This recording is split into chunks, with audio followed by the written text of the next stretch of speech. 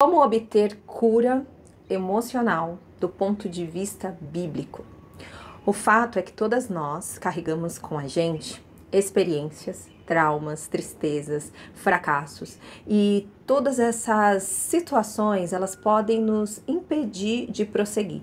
A consequência é que a gente pode ter dentro de nós raiz de amargura, de mágoa, de falta de perdão, de procrastinação, que quando nos deparamos novamente com uma situação semelhante, a nossa memória ecoa e a gente deixa de ser bênção na vida das outras pessoas. Se esse é o seu caso, venha comigo porque nós já vamos começar.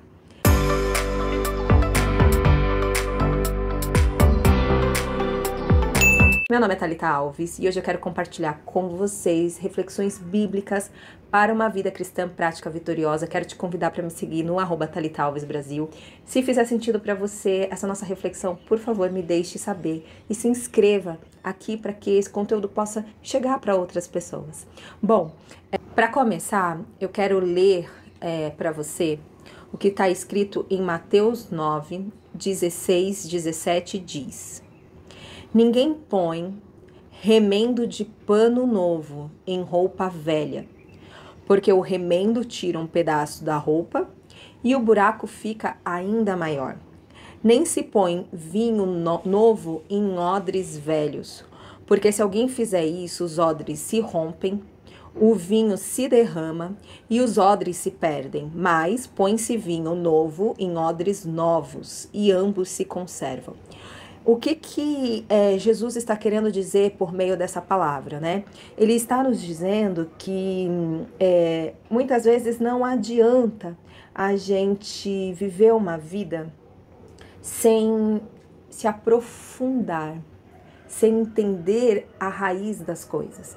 Então, não pode chegar algo novo na sua vida se você está ali com um recipiente estragado, né? O que vai acontecer quando a gente coloca um vinho novo em um odre velho? Aquilo vai se contaminar e o sabor, né, não se manterá o mesmo. A mesma coisa quando a gente tenta aqueles pequenos remendos na nossa vida, quando a gente coloca as nossas dores, né, e as coisas que precisam ser resolvidas para debaixo do tapete. Então, você de repente tem uma roupa velha, e aí você vai lá e vê que precisa fazer um remendo, né? Porque tem um buraco, você corta um pedaço da roupa nova e coloca lá. O que vai acontecer? Você vai perder as duas, porque a roupa nova vai ficar com um buraco e a roupa velha vai ficar com um remendo que não condiz com aquele tecido, né? Não condiz com... simplesmente não orna, né? Então, é muito parecido quando nós temos essas dores emocionais que elas não são tratadas, que elas não são curadas em Jesus. O que acontece é que a gente vai encontrando, né, alguns caminhos e alguns atalhos que a gente até pode entender que são aspectos comportamentais, que eles não chegam a nível do nosso coração. E isso praticamente todas as áreas da nossa vida. E é sobre isso que eu quero falar com vocês. Uma coisa que é muito importante a gente dizer é que o Senhor Jesus tem o poder de fazer ressurgir a nossa vida. A gente sabe que no mesmo capítulo 9 de Mateus, no versículo 18, diz assim: Enquanto Jesus lhes dizia estas coisas, que é o do odre, né, novo, e um chefe da sinagoga, aproximando-se, o adorou e disse: Minha filha morreu agora mesmo, mas vem impor a mão sobre ela e ela viverá. E Jesus se levantou e o seguiu juntamente com seus discípulos. A gente sabe que um pouquinho mais lá na frente, diz assim: saiam daqui, porque a menina não está morta, mas dorme. A gente tem também no versículo 20 do mesmo capítulo o seguinte: Eis que uma mulher que durante 12 anos vinha sofrendo de uma hemorragia veio por trás de Jesus e tocou a borda da capa dele, porque dizia consigo mesma: se eu apenas tocar na capa dele, eu ficarei curada.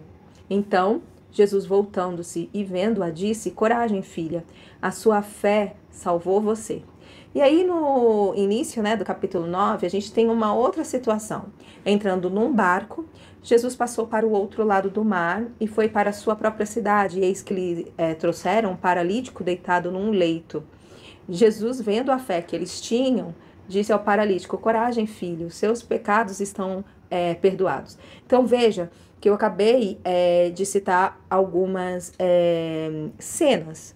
E a última cena diz assim, no versículo 27. Saindo Jesus dali, 2 cegos o seguiram gritando: tenha compaixão de nós, filho de Davi. Quando ele entrou em casa, os cegos se aproximaram e Jesus lhe perguntou: vocês creem que eu posso fazer isso? Eles responderam: sim, Senhor.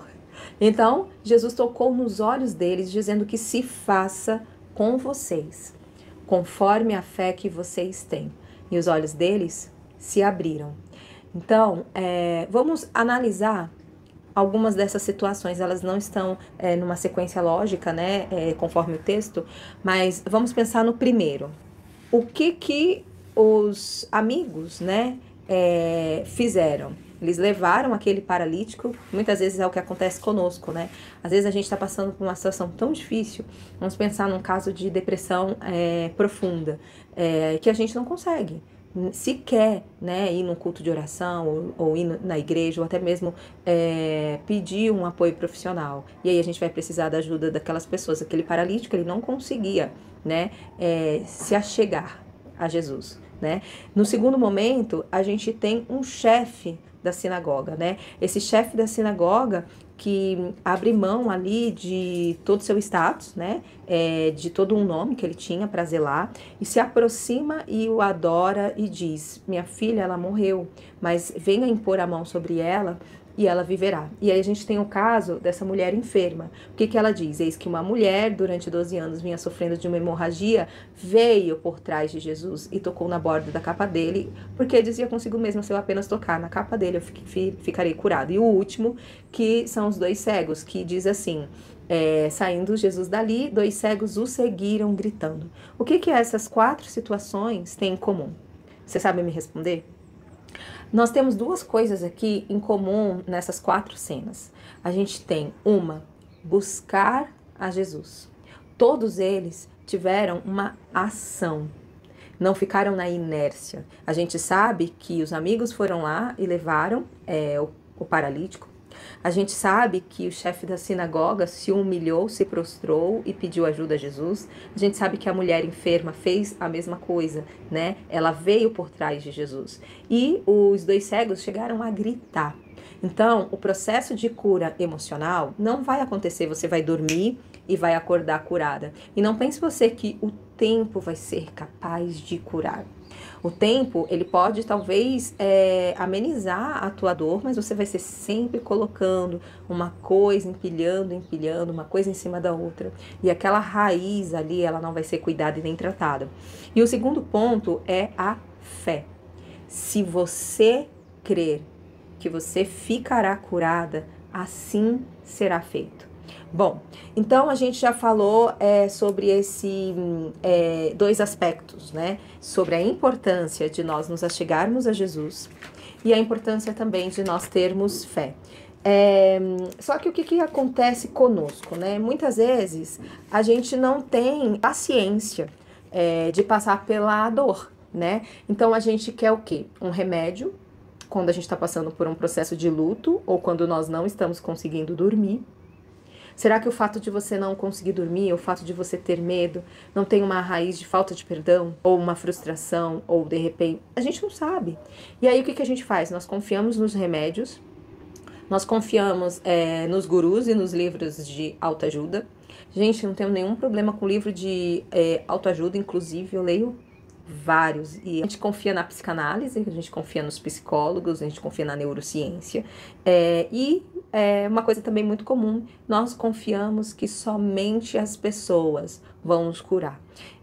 Então, eu vou contar um exemplo muito pessoal. Eu estava repetindo na minha vida alguns padrões. Não estava conseguindo compreender a raiz desse problema.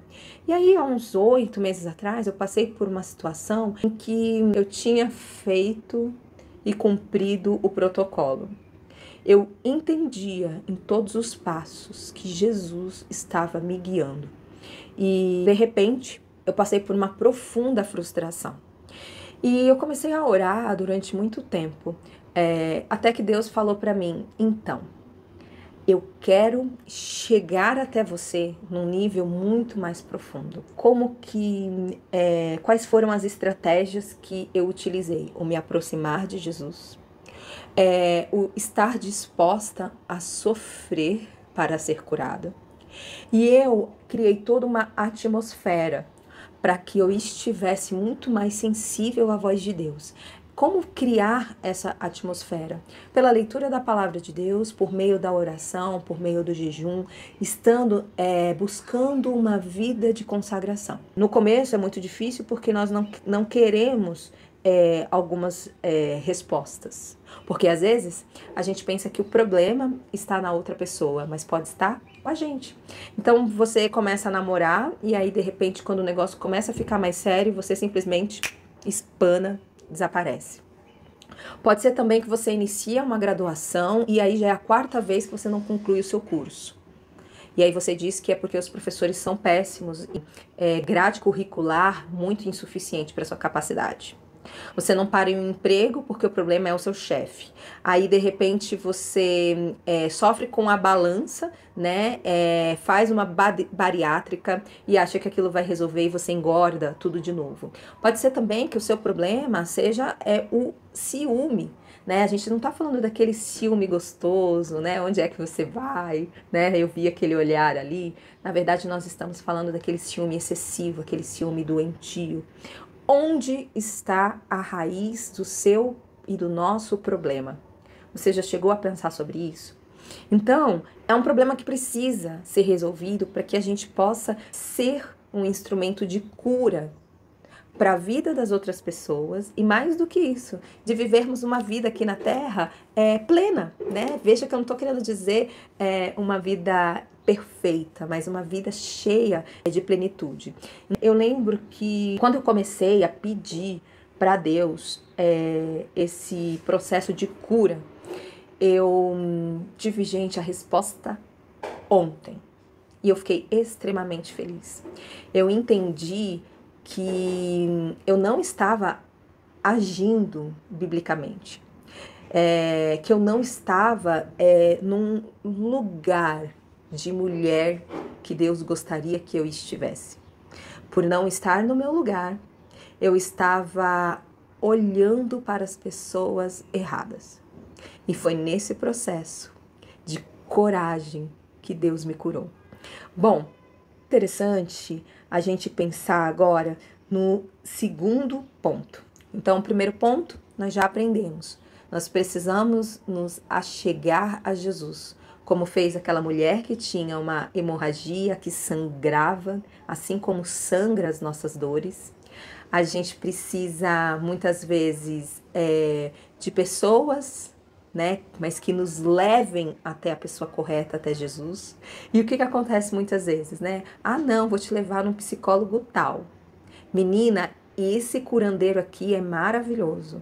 Olha, faz tal chá de ervas. Que tal se nós sairmos e bebermos alguma coisa? Será que você tem sido uma amiga que tem levado as pessoas para o único que é capaz de curar a nossa dor emocional a nível de coração e não comportamental? E o segundo ponto é acreditar. Todas aquelas pessoas que se aproximaram de Jesus, elas creram que poderiam obter a cura emocional de suas vidas. Então, se achegar, se aproximar e crer. Agora, o segundo ponto bem importante que eu queria destacar é que muitas vezes a gente está vivendo uma vida amargurada, uma vida ressentida, simplesmente paralisada por conta das tragédias e das mágoas pelas quais nós passamos. Tem uma palavra em Mateus que diz assim: não se vendem 2 pardais por uma moedinha? Contudo, nenhum deles cai no chão sem o consentimento do Pai de vocês. Até os cabelos da cabeça de vocês estão todos contados, portanto, não tenham medo. Vocês valem muito mais do que muitos pardais. Olha a profundidade disso. Jesus está dizendo para nós que tudo aquilo que aconteceu nas nossas vidas, veja que não necessariamente pela vontade de Deus. Você entende? Às vezes as coisas elas acontecem por conta da nossa desobediência, porque nós não fomos teimosos, não examinamos as escrituras, nós temos pecados e erros que são ocultos, né? Ou seja, aqueles que nós nem sabemos, né, que era uma transgressão, que entristecia o Senhor. Mas a gente também tem as dores e as frustrações que vêm por meio dos erros das outras pessoas, dos pecados das outras pessoas, porque nós estamos num mundo caído, né? Um lugar de arrogância, egoísmo e injustiça.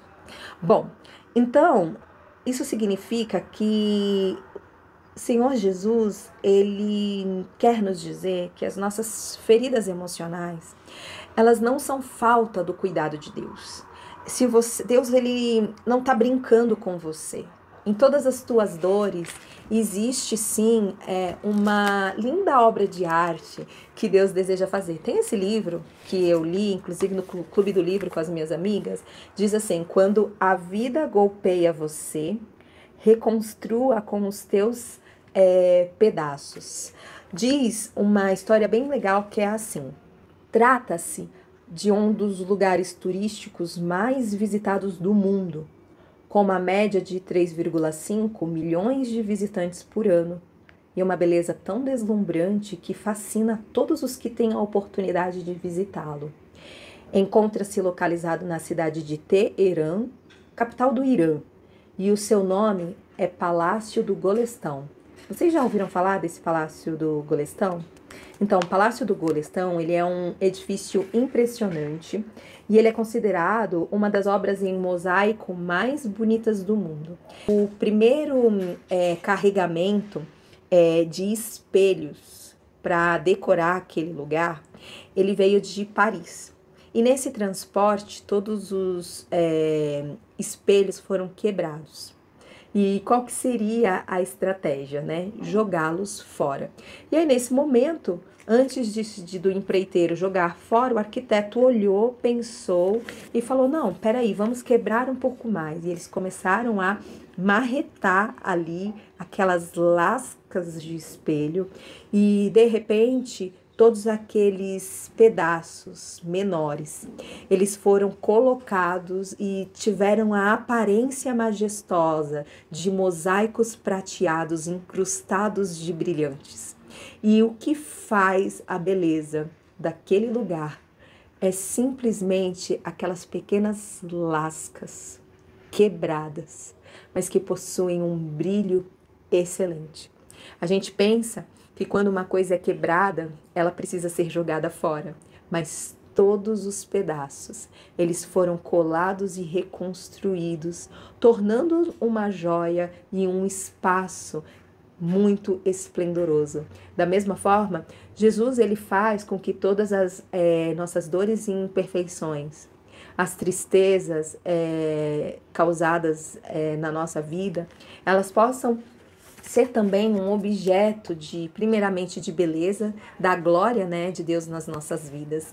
Então, se a gente for pensar, o que seria de Davi se ele tivesse sido ali um rei sem nenhum tipo de percalço? Salmo 119, 7:1 diz assim: foi-me bom ter sido afligido para que eu aprendesse os teus estatutos. Aí você fica pensando, foi bom, Davi, você ter sido afligido? Olha, você ficou doente, você perdeu vários filhos, você foi perseguido, várias vezes você esteve prestes a morrer por conta das pessoas que te invejavam, morou em cavernas, passou fome, e ainda assim você está dizendo que foi bom você ter passado por muitas aflições? Quando a gente pensa na história de José, né, uma história que eu trago aqui várias vezes, será que a história de José ela seria tão lida, ela seria tão replicada, inclusive por pessoas que nem sequer são convertidas. Se a história de José foi, estudei em Harvard até os 20 anos, aos 22 anos eu assumi o palácio, por conta da minha sabedoria e instrução, eu acumulei riquezas. Será que essa história, ela seria tão replicada? Ela seria uma história de fé para você? A gente sabe que não, né? A gente sabe que o fato de José ter sido humilhado, dele ter sido rejeitado, a gente sabe que é o fato dele ter sido caluniado, dele ter chorado quando ele viu seus irmãos e o seu pai, aquela solidão que ele sofreu, a gente lendo enquanto ele está lá sendo preso, e a gente vibra, né? A gente pede por justiça, ou quando a gente finaliza o livro de Jó, e aí a gente vê que tudo aquilo foi acrescentado em dobro, quando você está passando por uma doença, ficou 10, 15 dias internado, e você ouve essa história, e você fala, Deus esteve com Jó, Deus está comigo, então eu posso ter a esperança. São cacos, fragmentos, pedaços reconstruídos que hoje perduram pela história. E assim é com a minha vida, e assim é com a tua. A livro de Romanos 5, que também é muito conhecida, mas que eu gosto bastante. 5:3-5 diz assim: e não somente isso, mas também nos gloriamos nas tribulações, sabendo que a tribulação produz perseverança, e a perseverança produz experiência, e a experiência produz esperança. E ora, a esperança não nos deixa decepcionados, porque o amor de Deus é derramado em nosso coração pelo Espírito Santo que nos foi dado. Então, tribulação, ela é sim um motivo de alegria para nós. Então, por conta dessas circunstâncias ruins que nós vivemos, a gente consegue perseverar. Não, eu vou conseguir, eu vou continuar. A gente consegue ter a experiência de dizer, eu já passei por isso uma vez e eu sei que Deus estava comigo e Ele vai continuar. Então, eu tenho a esperança de que é só uma fase e que essa situação difícil ela vai passar. Pessoas experientes, elas sempre têm uma história para contar. Você quer ter uma vida boa, não ter experiência, não adquirir nenhuma musculatura? Dessa forma a gente jamais vai crescer.